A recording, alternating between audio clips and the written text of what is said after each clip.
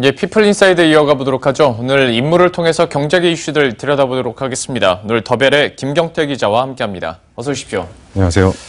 첫 번째 인물은 최흥식 전 금융감독원장에 대해서 한번 얘기를 해보도록 하겠습니다. 채용 비리 의혹이 이제 계속 연루가 되다 보니까 결국 자리에서 물러났는데요. 이 사안부터 한번 설명을 해주시죠. 네, 최 전 금융감독원장은 어제 전격적으로 사퇴 의사를 밝혔는데요.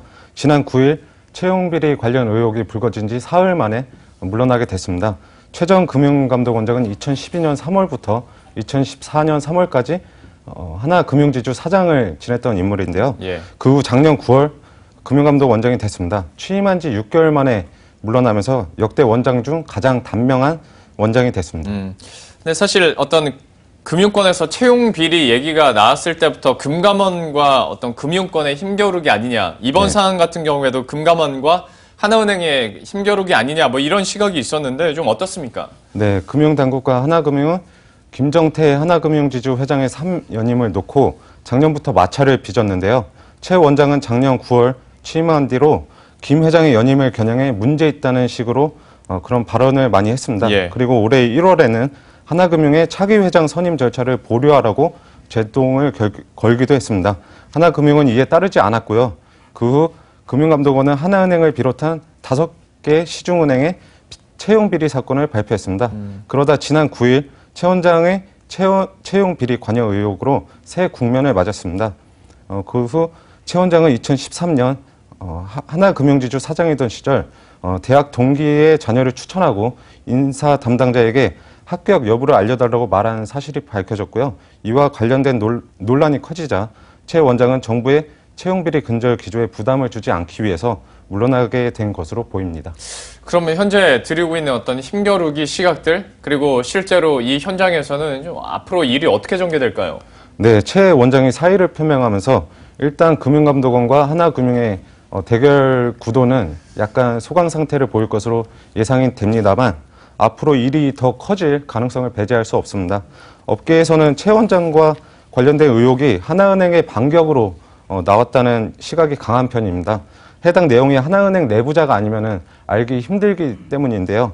도덕성에 타격을 입은 금융감독원이 앞으로 강력한 대응에 나설 수도 있다는 분석이 나옵니다. 실제 금융감독원은 최 원장의 사퇴에도 불구하고 자체 특별검사단을 예정대로 운영하겠다고 밝혔고요. 또 수장을 잃은 금융감독원의 은행 검사역들이 아주 벼르고 있다는 얘기가 조금씩 나오고 있습니다. 또 어제 저녁에는 일부 간부들이 저녁 약속까지 취소를 하면서 비상 대기에 들어갔고요. 또 앞으로 그렇기 때문에 대응 강도가 달라질 수 있다는 분석이 나옵니다. 예, 제3자 입장에서 흥미롭게 한번 지켜보도록 하겠습니다. 최흥식 전 금감원장에 대해서 알아봤고요. 이중근 부영그룹 회장에 대해서 이야기를 해보도록 하죠. 저희 프로그램에서 은근히 자주 언급되는 이름인데 이게 또 초호화 변호인단을 꾸려가지고 화제가 됐더라고요. 예, 이 회장의 현재 변호인은 총 24명으로 알려져 있습니다. 법무법인 평산, 광장, 율촌 등 대형 법무법인들이 포진해 있고요. 율촌은 영장 관련 업무를 하고 광장은 검찰 수사 관련 업무를 하는 것으로 알려져 있습니다. 서울중앙지법 형사 34부는 어제 첫 번째 공판 준비 기일을 열었는데요. 이 회장의 대리인으로는 최동렬 변호사와 이완규 변호사가 출석을 했습니다. 최 변호사는 서울중앙지법 부장판사 출신이고요. 이 변호사는 서울고검, 서울중앙지검 부부장 검사를 거쳐 인천지검 부천지청장을 지낸 전문가입니다. 이 외에도 강찬우 전 수원지검장, 그리고 이원곤 전 대구지검 서부지청 차장검사, 그리고 김능환 전 대법관 등도 변호인단에 이름을 올렸습니다.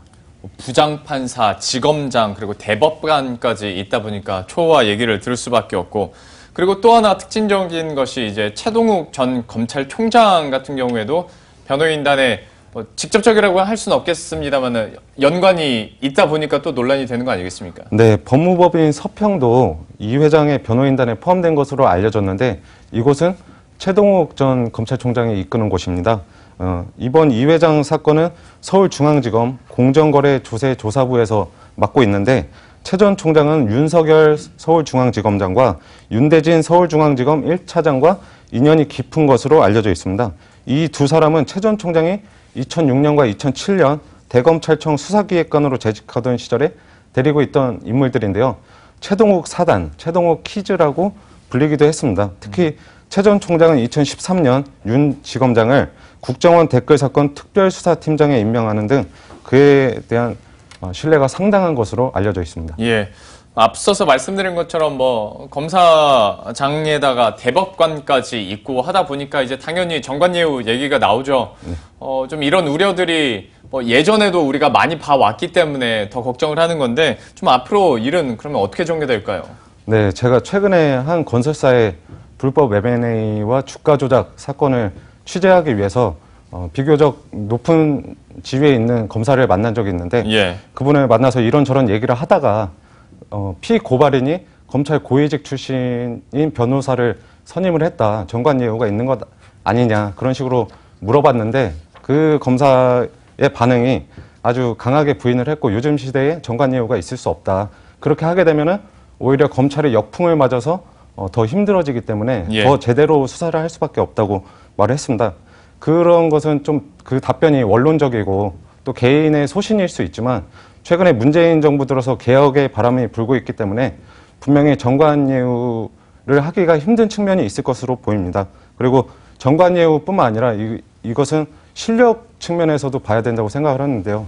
그분들은 20년 이상 검찰과 법원에서 근무를 했기 때문에 누구보다도 그 절차와 법률적 지식이 많기 때문에 분명히 그런 점을 고려를 해야 될 것으로 보입니다. 글쎄요. 그런데 이제 국민 입장에서는 이것을 얼마나 공감할 수 있을지는 한번 지켜봐야 될 것 같고요. 뭐 이재용 부회장의 변호인단도 처음에 정관예우 때문에 문제가 불거지자 다시 한번 변호인단이 새로 꾸려지는 사건들도 있었는데 이분 회장과 관련해서도 좀 어떻게 될지 한번 지켜보도록 하겠고요. 이재용 부회장 얘기가 나온 김에 이것도 한번 좀 근황 좀 살펴보도록 하죠. 출소 이후에 어디가 첫 번째 무대가 될 것인지 저희가 계속 예상만 하고 실제로 나타나질 않으니까 좀 어디서 뭐 하고 있는지도 잘 모르겠어서요. 좀 취재된 게 있습니까? 네, 이 부회장은 2심에서 집행유예로 풀려난 뒤 약 한 달이 지났는데도 외부 행사에 나타난 적이 없고요. 또 그 행적 자체가 잘 포착이 되지 않고 있습니다. 예. 지난달에는 반도체를 생산하기 위한 공장 기공식, 또 이사회, 그리고 갤럭시 S9 언팩 행사, 그리고 평창 동계올림픽 개막식, 폐회식 등이 있었는데 이 부회장이 참석할 만한 행사인데도 불구하고 나타나지 않았습니다. 그리고 또 다음 달 8일부터는 중국 하이난에서 열리는 보아오 포럼이 있는데 여기에도 참석하지 않을 것으로 알려져 있습니다. 그래서 일각에서는 아직 재판이 완전히 끝나지 않았기 때문에 그런 측면을 고려했고 또 이명박 전 대통령의 다스와 엮여 있고 또 이건희 회장의 차명 계좌 문제도 있기 때문에 이 부회장이 상당히 조심하는 것으로 보입니다. 예. 언제쯤 또 전면에 나서게 될지도 한번 지켜보도록 하겠고요. 좀 다른 얘기일 수는 있긴 합니다만은 삼성전자가 좀 최대 실적을 계속 기록하고 있는데 현금 보유 같은 경우에는 오히려 줄었다고 들었거든요. 이건 어떻게 되는 건지 간단하게 좀 설명을 해주시죠. 네, 삼성전자의 지난해 실적을 보면 매출은 240조, 영업이익은 53조, 당기순이익은 42조로 역대 최대의 실적을 거뒀습니다. 반면 현금성 자산은 전년보다 1조 5천억 정도가 줄었는데요. 이는 지난해 공격적인 투자 활동에 따라서 줄어든 것으로 풀이가 됩니다. 현금 흐름표를 보면은 크게 영업활동, 투자활동, 재무활동 세 가지로 나눠지는데요. 지난해 시설 투자, 하만 인수 등이 반영이 되면서 투자활동 현금 유출이 있었고요. 또 배당, 자사주 관련 내용들이 반영이 되면서 재무활동에서도 현금 유출이 있었습니다. 이에 따라서 현금성 자산이 줄었습니다. 예, 이렇게 해서 이재용 부회장과 삼성전자의 보유 현금 양에 대해서도 그 변화들 저희가 한번 쫓아봤습니다. 지금까지 더벨의 김경태 기자와 함께했습니다. 고맙습니다.